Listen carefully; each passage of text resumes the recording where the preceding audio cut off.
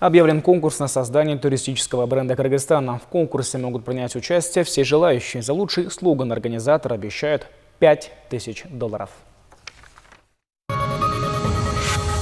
Это не первая попытка придумать для страны туристический слоган. Раньше в Кыргызстане использовались такие, как «Кыргызстан – родина Санта-Клауса», «Страна небесных гор», «Кочевников» и другие. Но официального слогана у страны не было. И поэтому на сегодняшний день объявляется конкурс на разработку туристического слогана.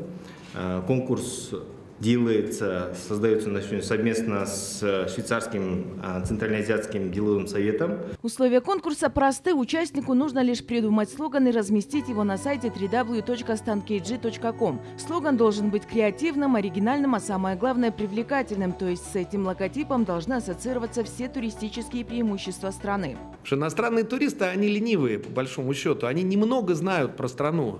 Есть люди, которые очень подробно читают, но их меньшинство. Большинство надо затягивать все-таки. И затягивать их придется чем-то ярким, неожиданным и таким прям вот, заведомо восхитительным. Первые итоги конкурса будут подведены по результатам интернет-голосования, после чего специальное жюри выберет один из 3 вариантов, которые наберут наибольшее количество баллов.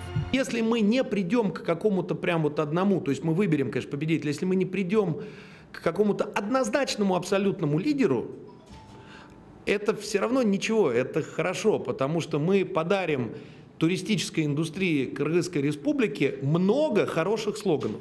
Использование узнаваемого бренда – один из эффективных способов продвижения туризма, уверены эксперты. Итоги конкурса будут подведены 31 марта 2019 года. Главный приз конкурса – $5000. Бермет Куманбекова, Мас Нурманбетов, Общественный, Первый канал.